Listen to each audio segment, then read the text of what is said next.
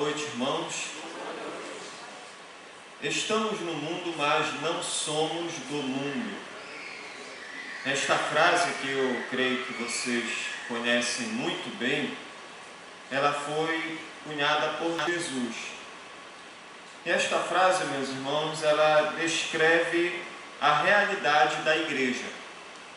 A igreja, ela está no mundo, mas não pertence ao mundo.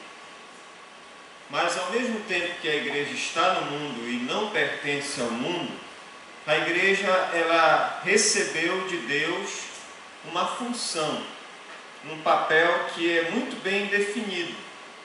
E o papel da igreja neste mundo é pregar o Evangelho, é anunciar as boas novas de salvação, é realizar a grande comissão. E realizar a grande comissão nada mais é do que evangelizar, fazer discípulos de todas as nações, batizar essas pessoas. É sair pelo mundo, é pregar o Evangelho a toda a criatura. E pelo fato de não ser do mundo, de ter uma mensagem e uma contracultura diferente do mundo, a igreja, ela é hostilizada, marginalizada, ela também sofre perseguição. E por ser perseguida, a igreja, ela não deve achar que isso é algo estranho. A igreja não deve pensar que ela está fazendo alguma coisa errada e por isso está sendo perseguida. A igreja não deve pensar que está sofrendo o castigo de Deus. Não.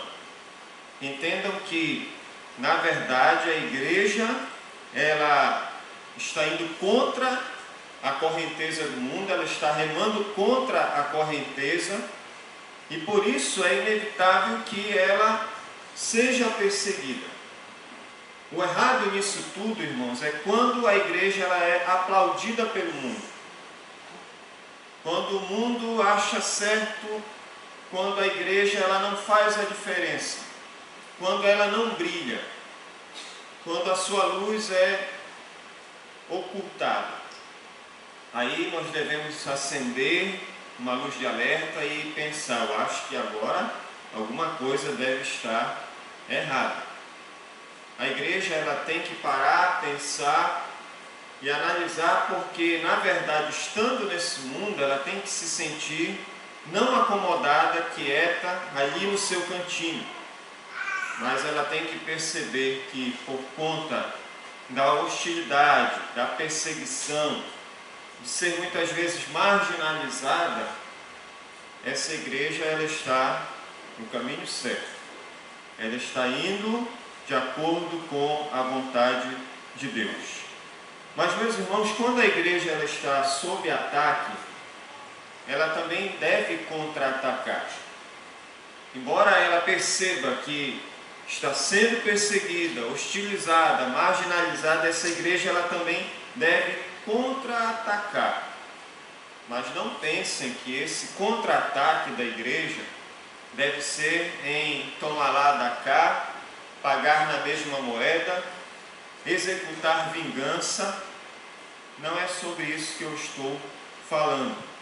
Nós temos na palavra de Deus os meios corretos que o Senhor nos deixou como igreja para que possamos contra-atacar diante das perseguições deste mundo. Hoje nós vamos dar uma pausa nos 10 mandamentos e vamos falar ainda sobre a questão da perseguição. E todo mundo está se comemorando hoje o dia da igreja perseguida. E como igreja perseguida foi escolhida para ser alvo das nossas orações a igreja na Coreia do Norte. Então, pela manhã nós falamos um pouco sobre perseguição, usando o exemplo de Estevão, como cada crente de maneira individual pode reagir a essas perseguições. E agora nós vamos ver mais uma vez um outro exemplo de como a igreja ela deve, através de certas ações no mundo, mudar a sua realidade, contra-atacar diante das perseguições que ela tem sofrido.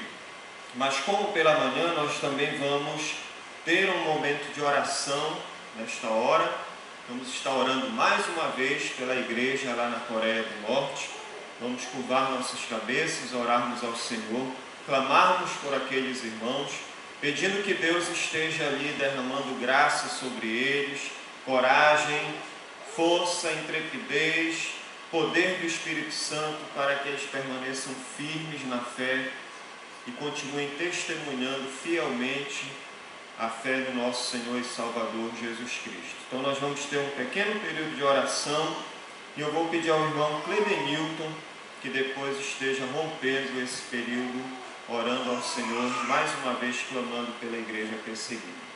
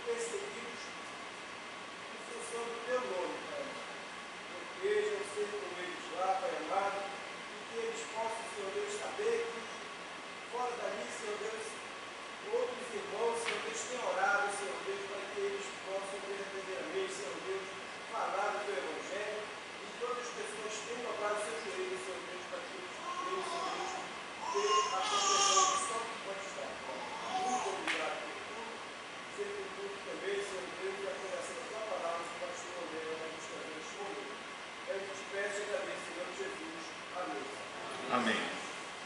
Peço que os irmãos estejam abrindo as Bíblias em Atos capítulo 4, versos de 1 a 22. Atos capítulo 4, versos de 1 a 22. Atos 4, de 1 a 22.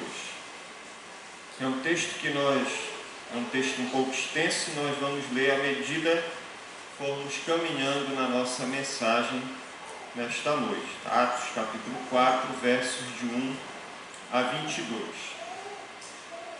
Desde que aconteceu o Pentecostes, a descida do Espírito Santo em Atos capítulo 2, a igreja ela começou a crescer e ao mesmo tempo que ela ia crescendo, o seu crescimento não foi apenas um crescimento numérico, como a própria Bíblia ela registra, mas houve também um crescimento qualitativo e esse crescimento ele acabou transformando a realidade ao seu redor. A igreja estudava a palavra, a igreja orava, a igreja mantinha comunhão uns com os outros, a igreja ajudava os necessitados, a igreja com isso ia ganhando a simpatia do povo e cada vez mais adeptos iam sendo somados ao rol daquela igreja. A igreja de 120 passou para 3.000 dia a dia Deus então ia através da pregação da sua palavra alcançando muito mais almas. Esse número ele acabou subindo de 3.000 para 5.000, e o capítulo 4, versículo 4 diz que esse número não parava de crescer. Muitos, porém, dos que ouviram a palavra aceitaram, subindo o número de homens a quase 5.000. E todo esse crescimento, irmãos, todo o movimento da igreja, toda a ação da igreja transformando a realidade ao seu redor, ela desencadeou, tudo isso desencadeou a primeira perseguição contra a igreja, perseguição que partiu dos líderes religiosos. O capítulo 4, ele é, na verdade, uma sequência de um fato que aconteceu registrado no capítulo 3. Os apóstolos estavam seguindo a sua rotina de irem ao templo, de orarem, e quando eles chegaram ali na porta chamada Formosa, um homem para os discípulos e pede uma ajuda para eles. E Pedro diz: olha, eu não tenho ouro nem prata, mas aquilo que eu tenho, isso eu te dou. Em nome de Jesus Cristo Nazareno, levanta e anda. E aquele milagre então fez com que aquele homem entrasse pelo templo, saltando, agradecendo, louvando, adorando a Deus por aquele milagre. E isso despertou o interesse de todos ali. E foi a deixa para que o apóstolo Pedro então pregasse o seu segundo sermão, que está aqui no capítulo 3, versos de 11 a 26. E o capítulo 4 nos mostra que nem mesmo Pedro terminou aquele sermão, ele e João foram presos e foram interrogados. Os versículos de 1 a 3 nos dizem: falavam eles ainda ao povo quando sobrevieram os sacerdotes, o capitão do templo e os saduceus, ressentidos por ensinarem eles o povo e anunciarem em Jesus a ressurreição dentre os mortos.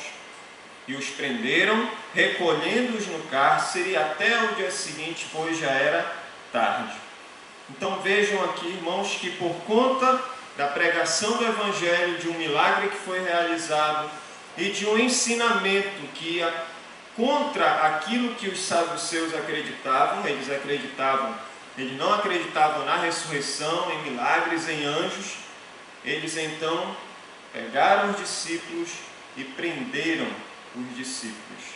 E quando eles estão presos, no dia seguinte, eles mais uma vez são chamados diante daquelas autoridades. E aqui nós começamos a perceber algumas características da perseguição. E a primeira delas é a intimidação, irmãos. A intimidação é uma característica da perseguição. Olha os versículos 5, 6 e depois o verso 18. No dia seguinte, reuniram-se em Jerusalém as autoridades, os anciãos e os escribas, com o sumo sacerdote Anás, Caifás, João, Alexandre e todos os que eram da linhagem do sumo sacerdote.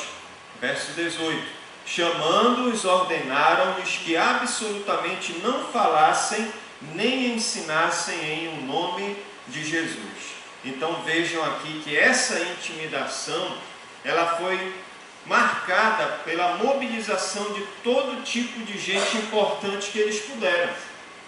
Eles chamaram pessoas da classe política, da classe militar, da classe religiosa, homens de um alto gabarito, homens cuja linhagem retrocedia até a dos sumos sacerdotes do antigo Israel, tudo isso para intimidarem e fazer calar os discípulos com a pregação do Evangelho. Muitas vezes nós sofremos essa intimidação. Muitas vezes as pessoas chegam conosco e querem nos fazer calar, seja com alguma pergunta que procura desmoralizar a nossa fé, desmerecer a palavra de Deus, desmerecer Deus, Cristo, a sua obra. A perseguição, ela age assim. Ela tem essa característica de tentar nos intimidar. Mas a perseguição, ela também tem uma outra característica, que é o interrogatório. No versículo 7 diz assim: e pondo-os perante eles, os arguíram: com que poder ou em nome de quem fizertes isso? O interrogatório aqui, meus irmãos, ele visa desencorajar os crentes na perseverança da proclamação do Evangelho. Então o propósito deles aqui era esse. Ora, vocês fizeram isso em nome de quem? É como se eles estivessem dizendo, com que autoridade vocês fizeram isso? Quem lhes deu a permissão de vocês fazerem isso? Quem permitiu que vocês chegassem ali no templo e pregassem a palavra de Deus? Sempre a perseguição também vem com esses interrogatórios. Geralmente alguém que é preso por causa da sua fé é interrogado nesse sentido, é pressionado para negar a sua fé, para negar Cristo, para abandonar os caminhos de Deus. Geralmente nós vamos sofrer esse tipo de pergunta. Uma outra característica da perseguição, irmãos, como nós dissemos pela manhã, é a tolerância intolerante. Veja só o que é dito a partir do verso 10. Tomai conhecimento, vós todos e todo o povo de Israel, de que, em nome de Jesus Cristo Nazareno, a quem vós crucificastes e a quem Deus ressuscitou dentre os mortos, sim, em seu nome é que este está curado perante vós. Este Jesus é pedra rejeitada por vós, os construtores, a qual se tornou a pedra angular. Irmãos, aqueles religiosos, eles não tinham como negar o milagre. E a única explicação para que fosse dada em favor daquela cura fabulosa era a obra poderosa de Cristo ressurreto. Mas aqueles homens cegos, preconceituosos como eles eram, não enxergaram, não conseguiram enxergar o que Deus havia feito através dos seus apóstolos. Eles estavam completamente cegos para a obra de Jesus Cristo. E nós sabemos que vamos nos deparar sempre com pessoas assim. Pessoas que são intolerantes, são pessoas que, como Paulo nos diz em 2 Coríntios 4, são pessoas que estão espiritualmente cegas, elas não conseguem compreender a verdade, elas não enxergam a verdade do Evangelho, a não ser que o Espírito Santo faça a transformação, a obra em seus corações, elas não vão conseguir entender o que Deus tem feito, e por isso vão acabar sendo intolerantes. Mas a perseguição, meus irmãos, ela também não aceita e nega a salvação em Cristo Jesus. Versículo 11 está bem claro isso. Este é pedra rejeitada por vós, os construtores, a qual se tornou a pedra angular. Eles fazem isso, meus irmãos, para defender a sua religião, que quase sempre caminha pela estrada do amor e das boas obras. Eventualmente, se você for parar para analisar, as religiões elas se deparam com uma encruzilhada no caminho. Ou elas vão seguir Cristo, ou vão permanecer no seu sistema religioso. E essa verdade, quando ela é exposta, sempre vai ferir, sempre vai ofender os seus adeptos, porque eles creem que a salvação se obtém com atos intrínsecos de bondade. Eles ficam, portanto, estáticos diante da mensagem do Evangelho e da sua necessidade de salvação. E a reação mais comum diante de tudo isso é negar e perseguir os que seguem o nome do Senhor Jesus Cristo. Mas não parou por aí. A perseguição ela também tem outra característica. Ela é silenciada por vidas transformadas. Versos 13 e 14. Ao verem a intrepidez de Pedro e João, sabendo que eram homens iletrados e incultos, admiraram-se e reconheceram que haviam eles estado com Jesus. Vendo com eles o homem que fora curado, nada tinham que dizer em contrário. Os que estavam, irmãos, à frente da perseguição, eles não tinham como negar os fatos. Aqui eram homens comuns e sem uma instrução. Não quer dizer, quando nós lemos aqui que eles são iletrados e cultos, que eles não sabiam ler nem escrever. Eles não tinham todo o conhecimento que esses sacerdotes, os escribas, os fariseus, os saduceus possuíam acerca da lei. Mas quando eles viram esses homens pregando dessa forma, citando o Antigo Testamento, mostrando o cumprimento da profecia do Messias, mostrando que eles eram culpados de terem crucificado Cristo, embasando a sua mensagem com a própria lei, com a própria palavra de Deus, eles então ficaram ali abismados com aquilo. E eles não conseguiam silenciar vidas que foram transformadas pelo Evangelho. E além disso, eles tinham tratado com um homem com mais de 40 anos que agora podia andar, podia correr, pular, saltar, alguém que estava curado. E o que eles disseram diante de tudo isso? Eles não disseram nada. E a melhor maneira, meus irmãos, de nós enfrentarmos aqui a perseguição é o nosso testemunho de vida. É a nossa mudança de vida. É a transformação que o Evangelho ele realiza na nossa vida. Isso cala qualquer pessoa. E eu lembro do exemplo que Pedro dá em 1 Pedro capítulo 3 em relação às mulheres. Ele diz lá que elas devem ser submissas e, sem palavra alguma, só pelo seu testemunho, elas podem ganhar os seus maridos. O impacto que uma vida transformada ele causa em alguém. A perseguição, meus irmãos, ela é silenciada pelas vidas transformadas pelo poder do Evangelho de Cristo. Sem desejo de aceitar, sem condições de explicar e sem palavras para descrever o poder do Evangelho, eles tentaram à força, calar os apóstolos. Versos 15 a 18 dizem: mandando-os sair do sinédrio, consultavam entre si, dizendo: que faremos com estes homens? Pois na verdade é manifesto a todos os habitantes de Jerusalém que um sinal notório foi feito por eles, e não o podemos negar. Mas para que não haja maior divulgação entre o povo, ameacemo-los para não mais falarem este nome a quem quer que seja. Chamando-os, ordenaram-lhes que absolutamente não falassem nem ensinassem em o nome de Jesus. Então, meus irmãos, eles tentaram amordaçar os discípulos.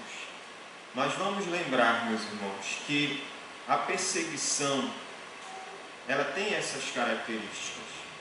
Nós seremos intimidados, nós seremos interrogados, nós vamos sofrer a tolerância intolerante. Mas a perseguição, ela não pode negar o fato da salvação em Cristo Jesus.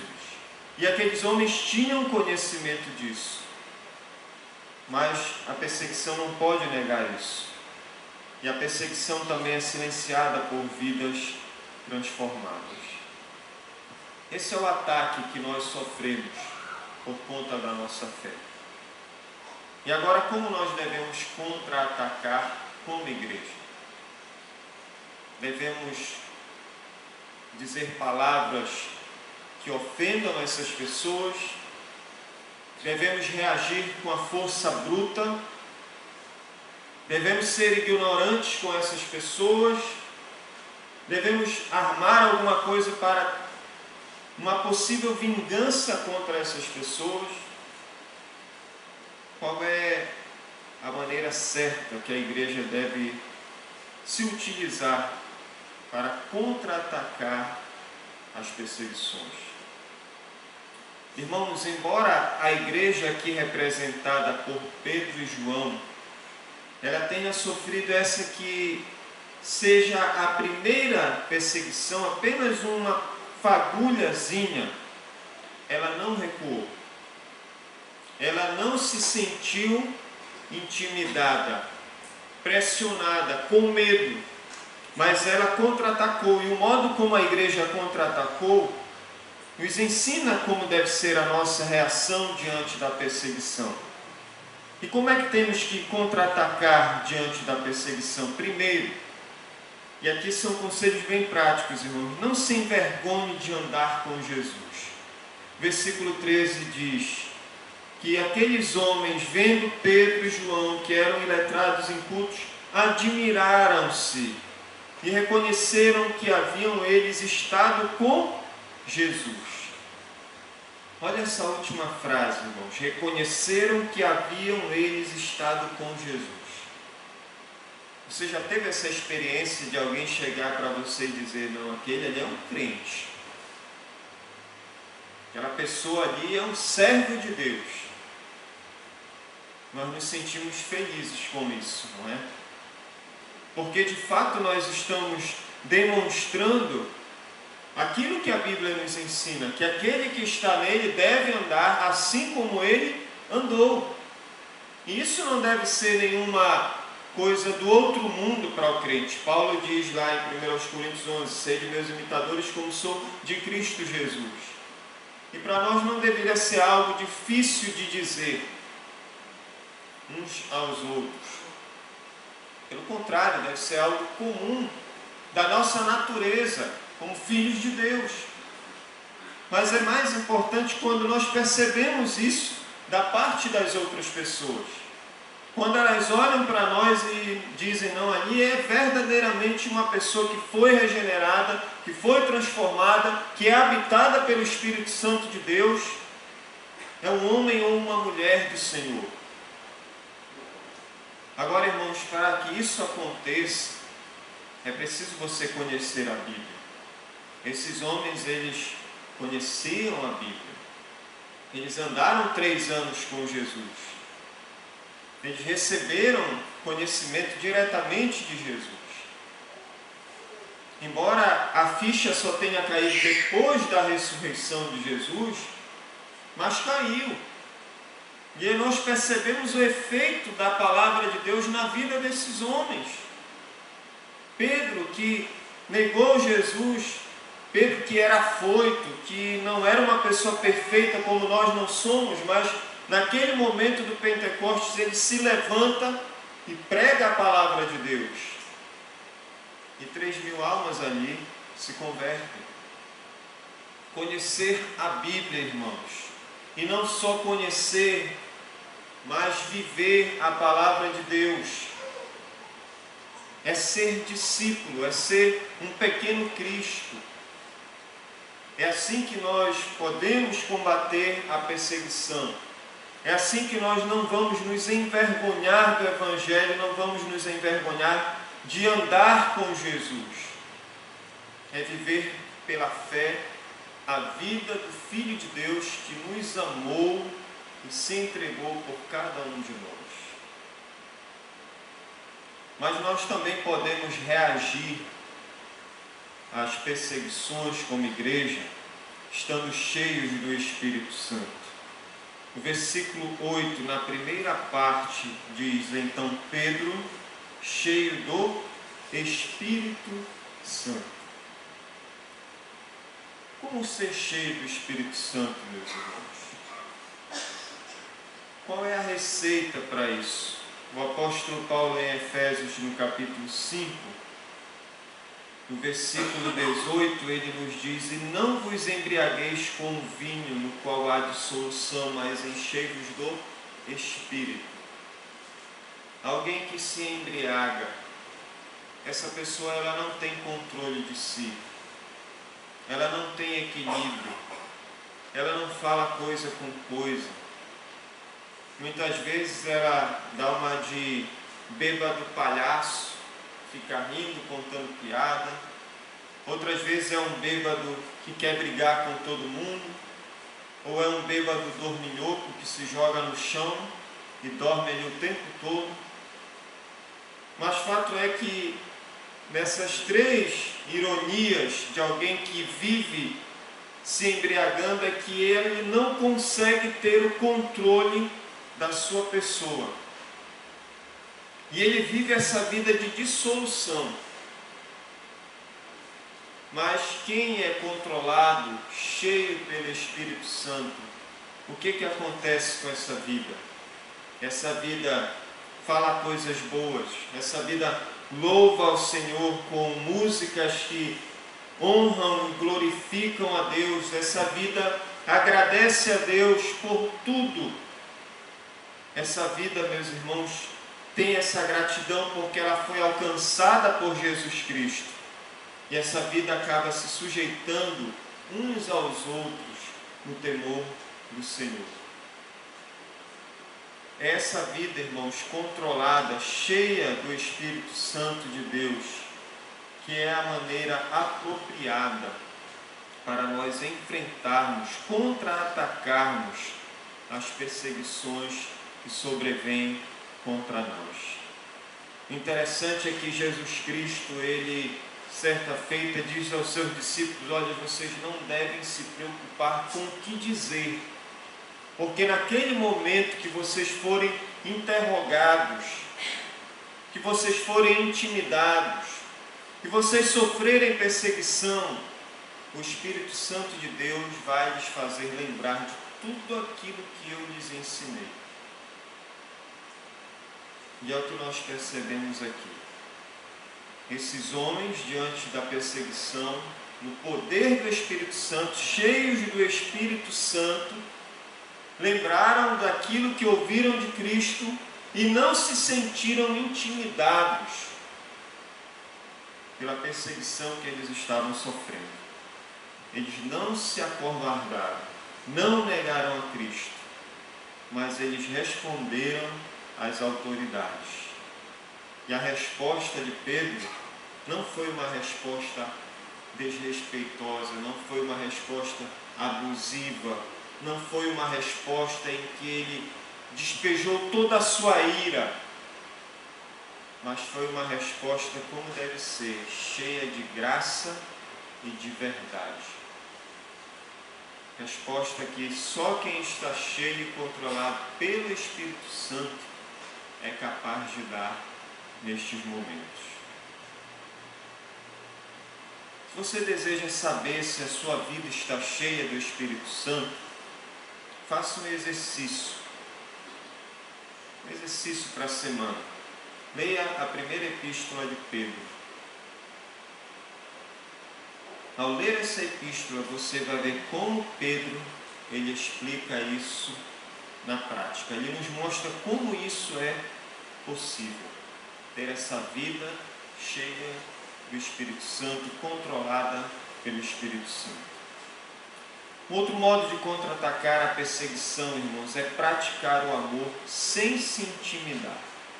O versículo 9 e o versículo 20. O 9 diz: visto que hoje somos interrogados a propósito do benefício feito ao homem enfermo e do modo por que foi curado. Verso 20.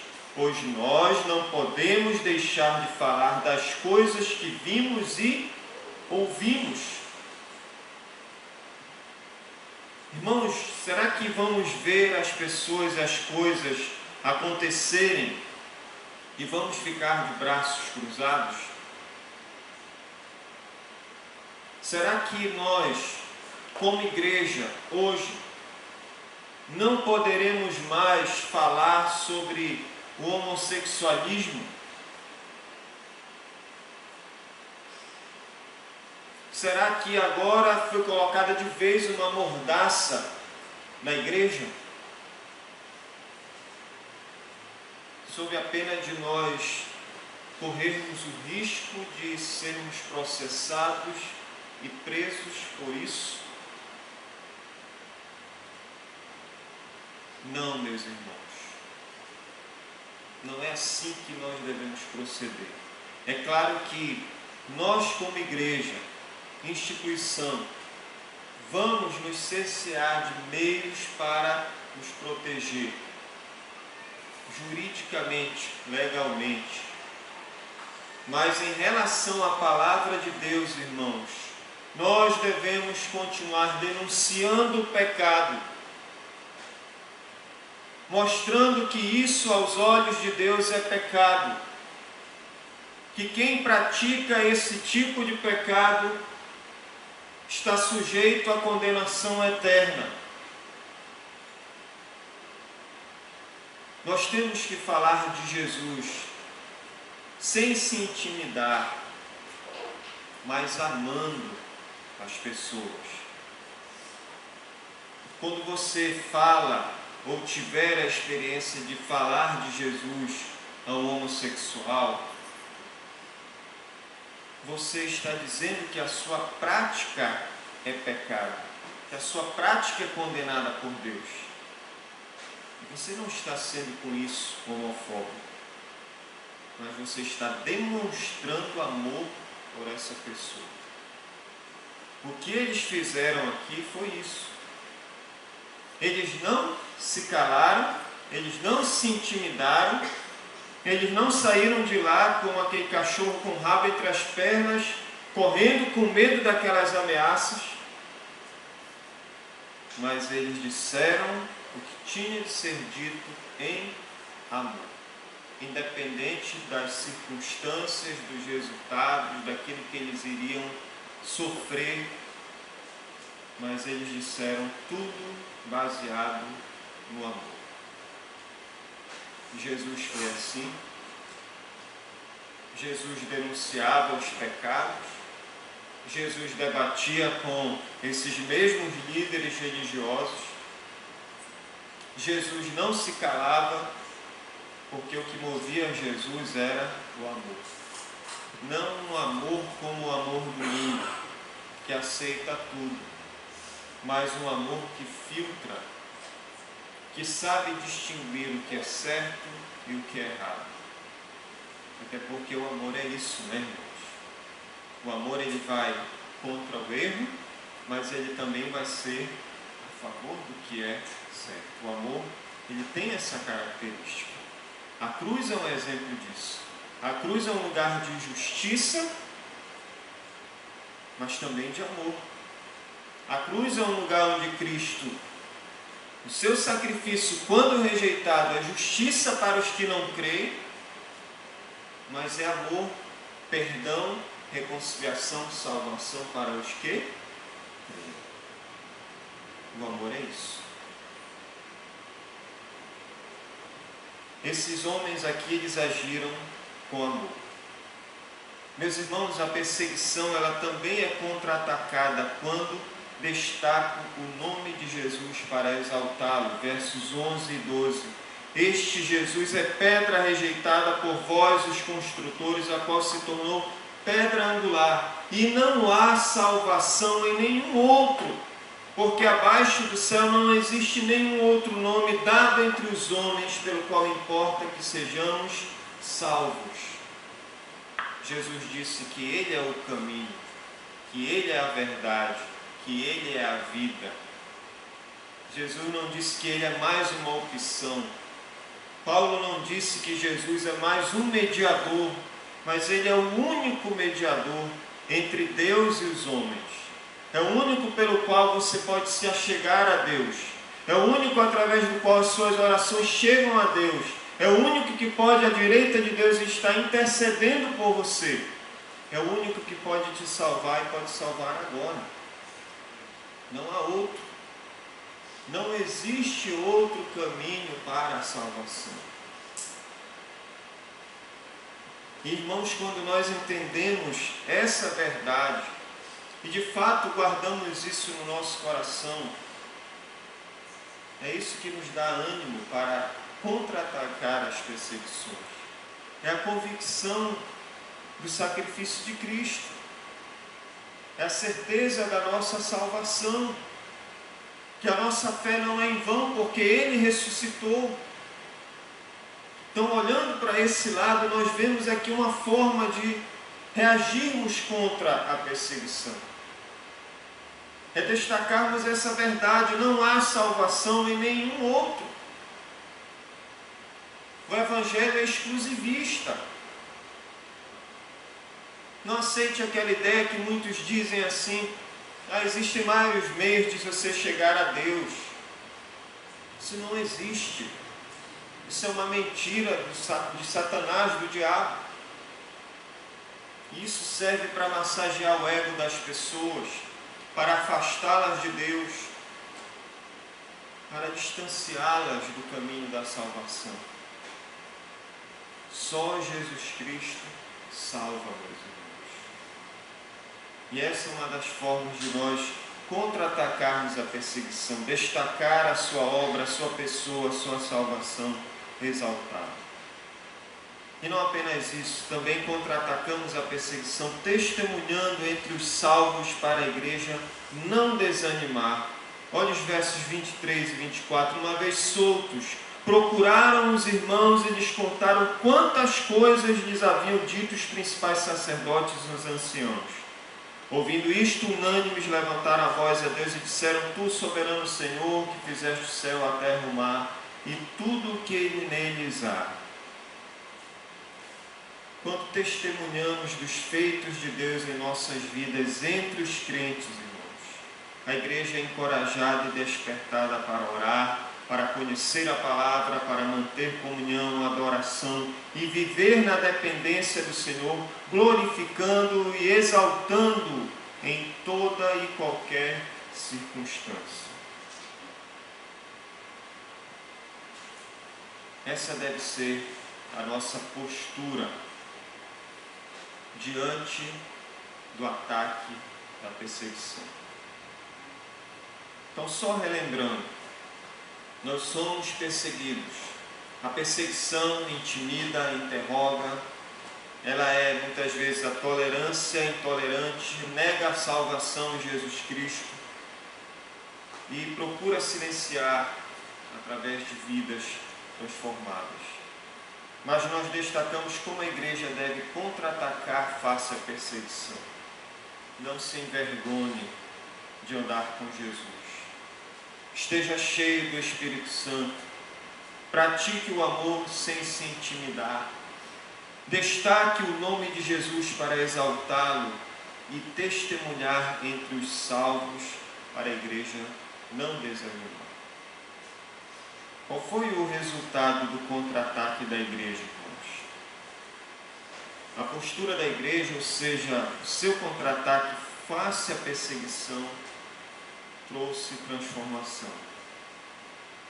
E como é que nós vemos essa transformação que esta ação produziu na igreja e no mundo? Verso 21. Depois, ameaçando-os mais ainda, os soltaram, não tendo achado como os castigar por causa do povo, porque todos glorificavam a Deus pelo que aconteceu. E aqui está, meus irmãos, a essência da perseguição. Toda perseguição que a igreja sofrer trará glórias ao nome de Deus. E é isso que transforma o mundo. É isso que transforma a realidade. Se você, meu irmão, minha irmã, sofre perseguição, independente do tipo e do grau que for, e até por fazer o que é certo, praticar a justiça, não recue. Não recue. Mas lembre-se que por ser perseguido, você é uma pessoa bem-aventurada. Você é feliz, você é abençoado, você está no caminho certo. Então eu vejo aqui, irmãos, através do exemplo desses homens, motivação para nós. Eu vejo aqui coragem para nós. Eu vejo aqui Deus do nosso lado, nos empurrando. Continuem, fiquem firmes, falem da minha palavra, anunciem a Cristo, preguem o Evangelho, façam discípulos, orem uns pelos outros, orem pelos perseguidos. Não esmoreçam. Jesus Cristo nos disse: se perseguiram a mim, quanto mais a vocês. Não se esqueça, irmãos, que a nossa coroa está reservada lá nos céus. E ela será dada para todos aqueles que forem fiéis diante das perseguições. Nós estamos aqui, neste lugar, tranquilo, confortável, com bancos acolchoados, com ar-condicionado, sem sofrer nenhum tipo de molestação. Mas aqueles irmãos na Coreia talvez estejam em uma caverna, com tochas na mão, com apenas fragmentos da Bíblia, mas eles estão lá. Olhemos para eles, irmãos. Olhemos para o exemplo desses homens de Deus e sejamos firmes na nossa fé, no nosso testemunho. Vamos ser, através do exemplo desses homens, motivados, através do exemplo dessa igreja, motivados, encorajados, não nos acovardarmos diante das perseguições, mas agirmos com sabedoria, com inteligência, com discernimento. Use a sua sabedoria que Deus lhe deu para confrontar aquele professor ateu lá na universidade, para confrontar as ideologias do mundo, para não se deixar intimidar por pessoas que desdenham da nossa fé. Mas lembre-se que o importante em tudo isso é você ter a palavra de Deus, você ter o Espírito Santo, você agir com graça, para que o nome do nosso Deus ele seja glorificado através das nossas vidas. A igreja ela tem essa missão no mundo: pregar o Evangelho, discipular, batizar, fazer discípulos. Ela deve estar ciente do cumprimento da sua missão, mas ela também deve estar ciente de que essa missão não será fácil. Vão existir muitos percalços ao longo do caminho. A perseguição ela vai ser muito forte, mas ao ser perseguida, a igreja pode e deve contra-atacar. E quando nós contra-atacarmos com os meios bíblicos, pode ter certeza, irmãos, que vai haver transformação, vai acontecer mudanças de vidas. Pecadores vão ser redimidos pelo sangue de Jesus, transformados em adoradores que glorifiquem a Deus. Mesmo na hora da morte, quando muitos cristãos eram queimados, vivos na arena, eles cantavam hinos a Deus. E aqueles líderes ali ficavam ouvindo e não entendiam.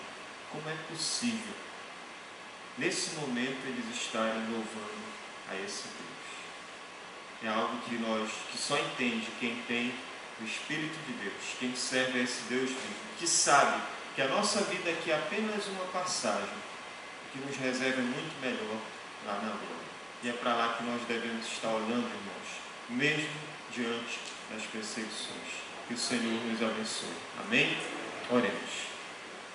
Senhor, mais uma vez nós queremos suplicar a Tua graça sobre as nossas vidas. Senhor, nós dependemos de Ti, da Tua palavra, do Teu Espírito, da Tua graça, do Teu poder. Dependemos de tudo isso para sermos encorajados, motivados, despertados, ó Deus, mesmo em face às perseguições que a Tua igreja sofre neste mundo. Ajuda-nos, ó Deus, a termos sabedoria, discernimento e amor para com aqueles que nos perseguem.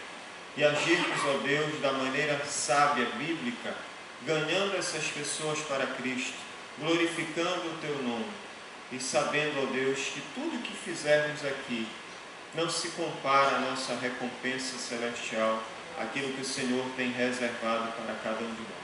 Mantenha a Tua igreja fiel, Senhor, firmada nos Teus caminhos. Encoraje os Teus servos aqui, Deus. Ajude-os para que eles possam ser luz nesse mundo em trevas. Abençoa nossos irmãos ali na Coreia, Pai. Tem misericórdia deles também. E enche seus corações da Tua palavra, do Teu Espírito, de coragem, de intrepidez, para que eles continuem testemunhando e adorando ao Senhor ali naquele país. Muito obrigado, Pai, por tudo. É a nossa oração em nome de Jesus, Teu Filho amado. Amém.